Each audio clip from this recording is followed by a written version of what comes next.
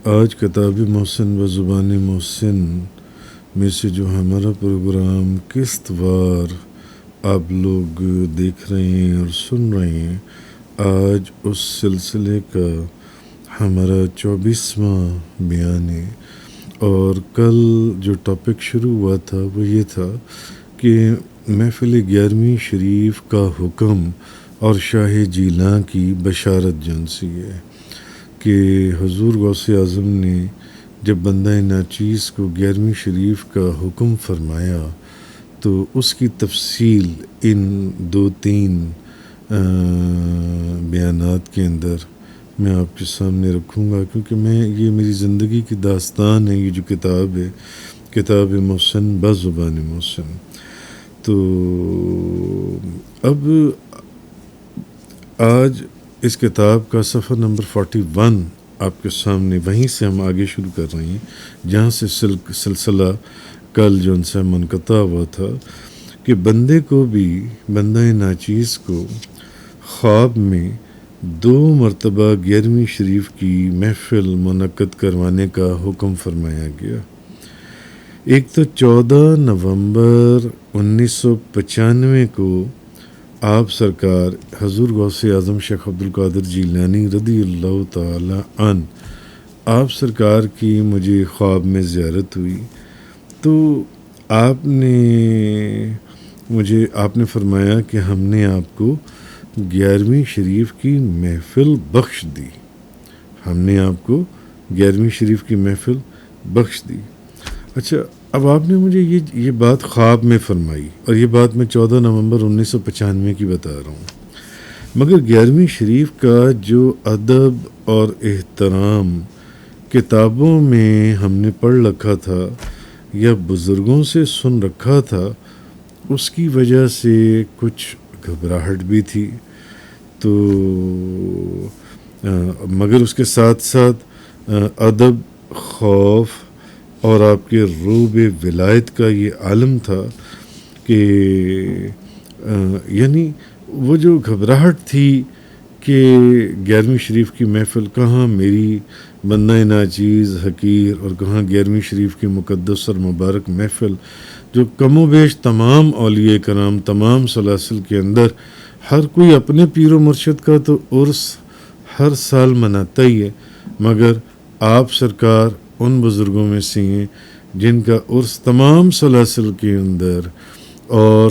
1 مہینے نہیں سارا سال ہی سجتا رہتا ہے، اور اولیاء کرام جو ہیں اس کی، تو میری جیسے بندہ حقیر جو ان سے 11ویں شریف کی جو محفل ہے اس کو، تو ادب اور خوف کا اور آپ کے روب ولایت کا یہ ایک عالم تھا کہ ایک مرتبہ میں نے خواب میں دیکھا کہ آپ سرکار حضور غوث اعظم شیخ عبدالقادر جیلانی آپ امامت کروا رہی ہیں۔ یہ کتاب جیسے کہ آپ پیچھے سے دیکھ رہے ہیں یا سن رہے ہیں اس کو ایپیسوڈ وائز، تو آپ نے دیکھا ہوگا کہ اس میں یہ حضور غوث اعظم کے کانٹیکسٹ میں اور اسی ایک پرسپیکٹو کے اندر یہ سارا سلسلہ چل رہا ہے جو ان سے ہے۔ تو میں نے ایک مرتبہ خواب میں دیکھا کہ حضور غوث اعظم شیخ عبدالقادر جیلانی آپ امامت کروا رہے ہیں، اور میں آپ کی اقتداء میں نماز ادا کرتے ہوئے نماز ادا کر رہا ہوں، مگر خوف سے اور آپ کے ایک روب دبدبے سے اور خوف اور دہشت سے میں کانپ رہا ہوں۔ یہ وجوہات تھیں جس کی وجہ سے 11ویں شریف کی گو کہ آپ نے مجھے خواب میں فرمایا تھا جو 14 نومبر 1995 کو تھا، مگر اس کے باوجود 11ویں شریف شروع کرنے کی ایک ہمت نہیں پڑتی تھی، تو کیونکہ کتابوں میں بھی ہم نے پڑھ رکھا تھا کہ جیسے کہ شیخ الحدیث، شیخ القرآن فیض احمد ویسی صاحب، انہوں نے اپنی کتاب برکات 11ویں شریف کے اندر یہ واقعہ لکھا ہے کہ وہ 11ویں شریف ہی کی نیاز تھی کہ جس پر حالت وجد میں شیخ نارنول کا پاؤں لگ گیا تھا، تو ان کی ولایت سلب کر لی گئی تھی، ان بزرگوں کی جو سی ہے. تو حالانکہ وہ اس وقت حالت وجد میں تھے، اور وہ جس نے وہ کمپلیٹ واقعہ ڈیٹیل سے پڑھنا چاہے وہ شیخ القرآن مفسر قرآن جو فیض احمد اویسی صاحب ہیں، ان کی اس کتاب میں پڑھ سکتا ہے. میں نے آپ کو بتا دیا. تو ان کا وہ اس 11ویں شریف کی نیاز کو، اور حالت وجد میں بے دھیانی میں، اس وقت وہ ہوش میں نہیں تھے،